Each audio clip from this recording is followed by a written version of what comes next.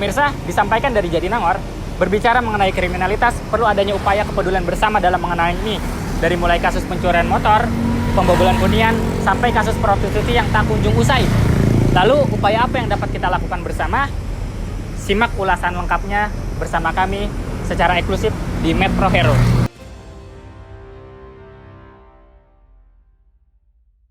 Pemirsa, saat ini saya sedang berada di kawasan hunian mahasiswa Jatinangor.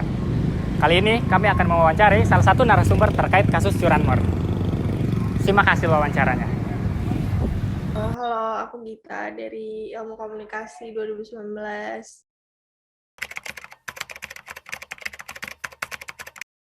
Juni ya? Juni tahun 2021. Di Sayang, kos Kautsar.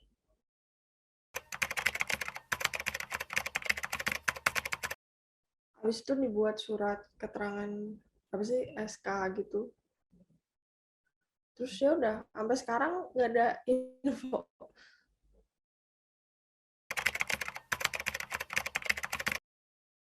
Nggak ada yang langsung, maksudnya mereka ngomong langsung di depan aku sih nggak ada, tapi aku kayak dengar dari yang dari Mbah aku. Nah, aku kan sering ngobrol sama mereka. Ternyata mereka juga dengar-dengar dari tetangga-tetangga sekitar kalau emang sering hilang lah. Itulah. Terus kata polisinya juga emang lagi musim pencurian motor karena itu kan nggak tahu ya, yang disalahin sih pandemi karena orang-orang nggak banyak dikat kerjaan, terus akhirnya mereka komit tuh. Terus habis itu jadi ditambah apa CCTV banyak sih. setelah kejadian kamu baru ditambah CCTV yang lebih banyak ya? Ya, kayak tiap sudut tuh ada CCTV. Halo, selamat sore. Perkenalkan, nama saya Fajar Ziyadi, asal Aceh. Saya masih berkuliah di Universitas Padjadjaran jurusan Manajemen. Di sini saya tinggal di Jalan Caringin, Asrama Aceh. Kejadian motor hilang itu di Januari 2020. Oh, sekali hilangnya? Iya, sebenarnya 2 kali. Yang pertama itu ada di ATM Center ya tahun 2017 kalau nggak salah. Iya, pas bulan puasa. Yang kedua itu di Asrama Aceh kurang tahun 2020 Januari. Iya, langsung lapor ke polisi. Jadi awalnya yang pas kejadian di sini saya langsung telepon teman saya yang lagi di luar untuk menemani saya ke kantor polisi. Jadi setelah sampai sini langsung ke kantor polisi. Jadi karena saya sebenarnya sudah 2 kali kejadian, ya saya sebenarnya sudah pasrah kalau misalkan untuk lapor, karena menurut saya itu seperti tidak menghasilkan apa-apa gitu. Jadi kayak nggak diproses. Oh, dari polisinya? Dari polisinya. Tapi ada datang ngambil foto, nanya-nanya gitu ada? Ada. Oh. Untuk BAP-nya ada.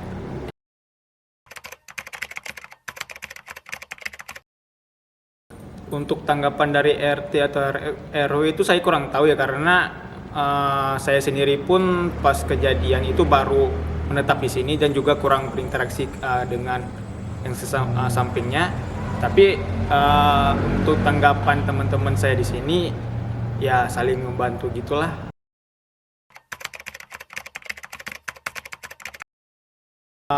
Ini pertama kalinya di sini kehilangan motor gitu. Untuk kejadian di Asrama Aceh gitu. Jadi sekali kejadian itu 2 motor langsung hilang. Untuk keamanan sebelumnya itu ada penjaganya. Tapi karena ada satu dan lain hal, satu kejadian itu yang menyebabkan penjaganya itu dipecat, dan setelah dari kejadian itu tidak ada lagi penjaga di sini. Nah, sebenarnya keamanannya itu kalau sebelumnya ini kan belum ada pagar gini ya. Jadi pagar dalam ini belum ada. Jadi sangat rentan kalau misalkan ada niat orang yang buruk ingin mencuri di daerah sini, sangat mudah untuk melihat kendaraan di sini karena dari jalan itu langsung kelihatan gitu ke dalam parkiran asrama. Jadi sebelumnya itu sangat rentan untuk dicuri. Oke, perkenalkan, aku Aska, mahasiswa Unpad. Untuk tempat tinggalnya aku ngekos di daerah Sayang ya, di Gang Haji Nena. Tahun kemarin, bulan Maret, pertengahan Maret ini. Pertama ke polisi sih. Pertama ke polisi, terus habis itu juga lambat laun tetangga juga pada tahu. Terus gimana tuh follow up-nya? Waktu itu kita habis kejadian langsung pagi-paginya dianterin sama kepala asrama ke polisi, terus di sana bikin laporan, terus polisi langsung datang ke asrama dan ngambil foto gitu ya buat TKP mungkin.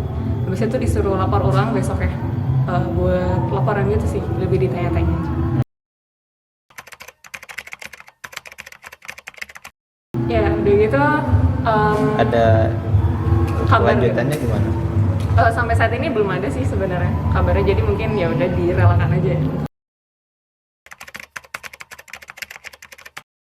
Kalau di asrama nggak ada sih ya untuk satpam, mungkin lebih kita ada piket aja buat mastiin gerbang dari kunci atau belum, tapi nggak ada untuk satpam.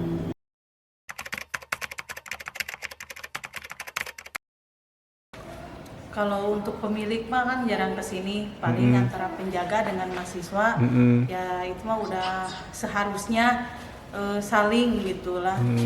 Yang namanya yang penjaga mah kan menjaga ketertiban, ya juga keamanatan sama orang-orang tuanya, gitu. Ya harus saling gitu, saling menjaga. Waktu itu udah langsung lapor ke polisi, polisi udah ada ke sini, lihat TKP, terus udah tanya-tanya saksi, dan kita sudah lihat CCTV, kejadiannya sudah dilihat gitu ya. Nah setelah beberapa hari ya sudah tidak ada lagi bapak polisi yang ke sini nanya-nanya soal keadaan motor itu gimana gitu.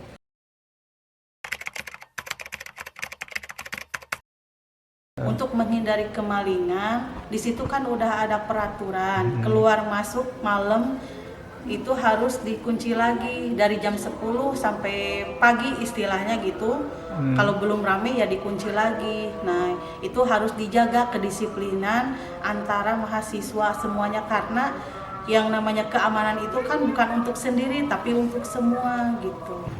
Selanjutnya, bagaimana tanggapan ahli mengenai tindak kriminalitas di Jatinangor? Simak wawancaranya secara eksklusif di Metro Hero.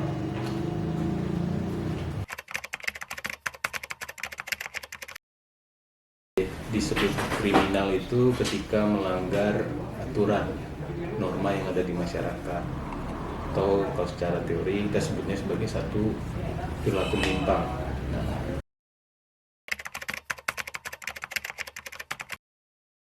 Kriminalitas tadi ketika seseorang itu tidak mampu mengikuti gitu ya aturan atau norma yang telah ditetapkan atau disepakati bersama.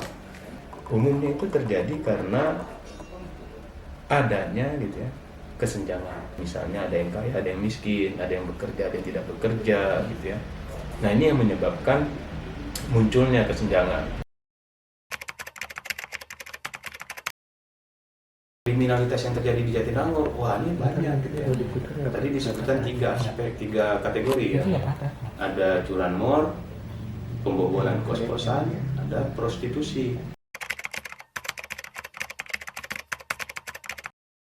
Kalau di Jatinangor ini tadi saya sebutkan bahwa masyarakatnya sangat heterogen. Heterogen itu tidak dari budayanya saja, tapi juga ekonomi gitu ya. Nah, ini yang memancing gitu. Setelah kita mendengar tanggapan dari masyarakat lokal, selanjutnya kita dengar tanggapan dari pihak kepolisian mengenai kasus kriminalitas di Jatinangor. Simak wawancaranya secara eksklusif di Metro Hero.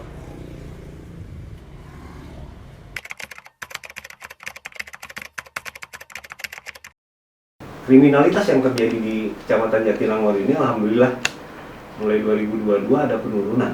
Ada penurunan jika dibandingkan tahun-tahun sebelumnya gitu kan. Meskipun kriminalitas itu kejadian itu masih tetap ada.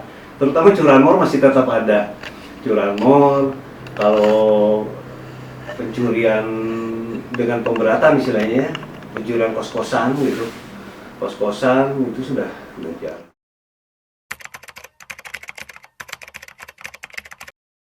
Baik. Kalau ada yang melaporkan kehilangan gitu, kehilangan sepeda motor, yang pasti surat-surat kendaraan harus dibawa, STNK ataupun BPKB. Kalau misal gitu kan, STNK-nya itu bukan atas nama si A, ya tetap laporan kami terima, cuma nanti BPKB-nya dihadirkan.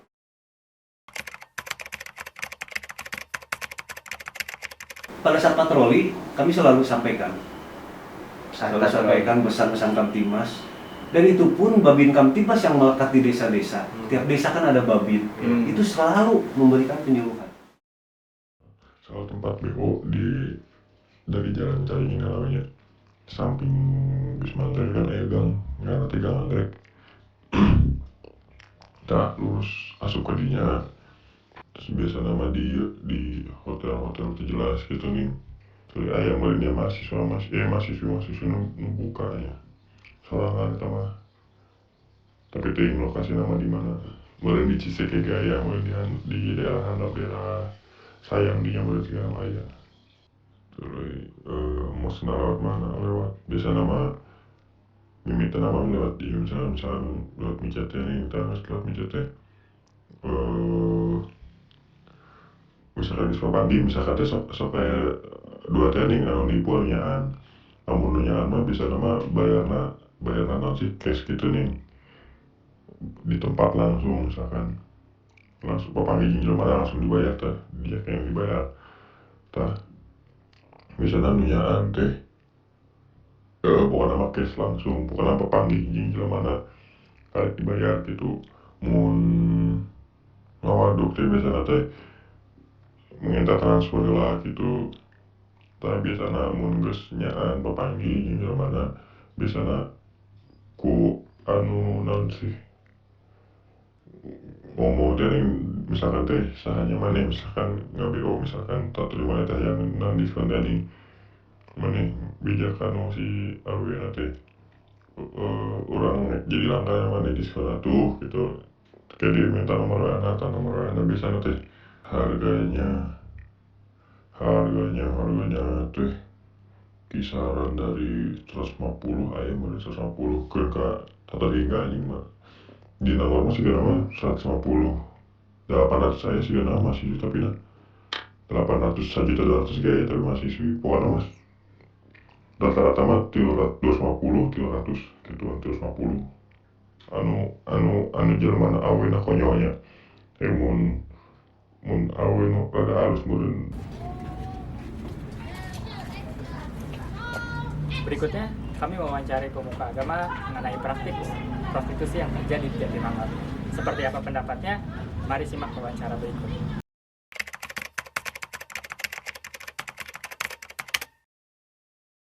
Kita harus memberitahukan gitu ya. Misalnya ada seminar-seminar yang dilakukan baik itu mahasiswa Unpad atau juga mahasiswa-mahasiswa IPDN yang lebih bersentuhan langsung ke masyarakat gitu, yang memberikan pengajaran, yang memberikan pengetahuan atau wawasan bahwa prostitusi ini sesuatu yang melanggar hukum, yang sesuatu yang menyeleweng dari apa yang menjadi kebenaran sebenarnya yang diajarkan.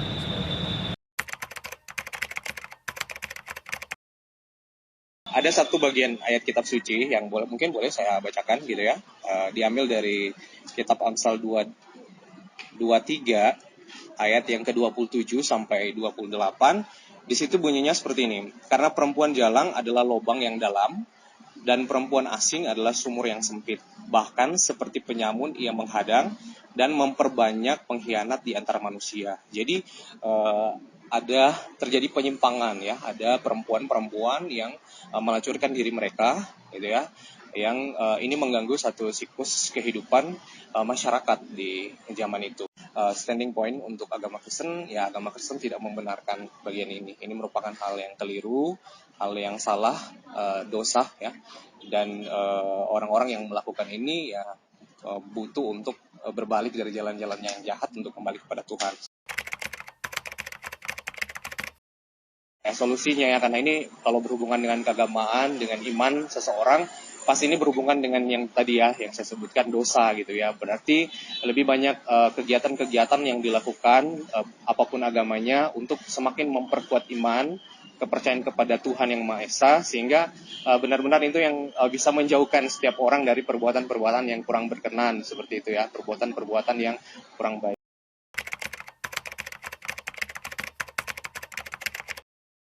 Yang itu yang perlu ada siapapun yang merasa menjadi warga Jatinangor, dia mengontrol lingkungan tempat tinggalnya itu kan. Ya kalau tidak ada kontrol, aparat kan terbatas, waktunya terbatas orangnya kan. Sementara luasnya itu ya sudah, kalau bangunan itu sudah ribuan bangunan nih kan. Di kos-kosan ratusan kos-kosan, kalau di kos-kosan itu kan. Ini mungkin perlu kerjasama tentu semua pihak ya dalam rangka kontrol itu.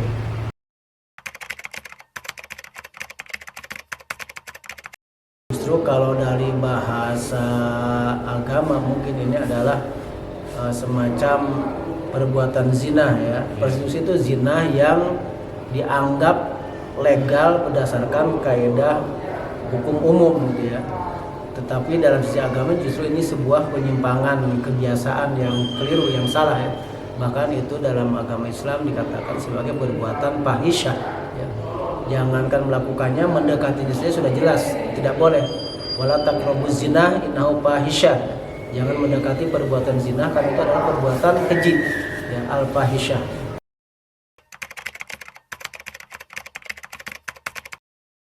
Nah, tentu ini fakta yang tidak bisa dipungkiri. Dengan banyaknya orang di sekitar sini, ada saja orang-orang yang memang sudah punya pikiran bisnis ngers ya. Ini peluang, kesempatan untuk melakukan semacam bisnis, bahasa polisi mah bisnis esek-esek gitu ya. Ya mungkin tadi seperti dikatakan ada beberapa lokalisasi atau mungkin beberapa tempat ya dianggap sebagai tempat untuk praktek prostitusi itu.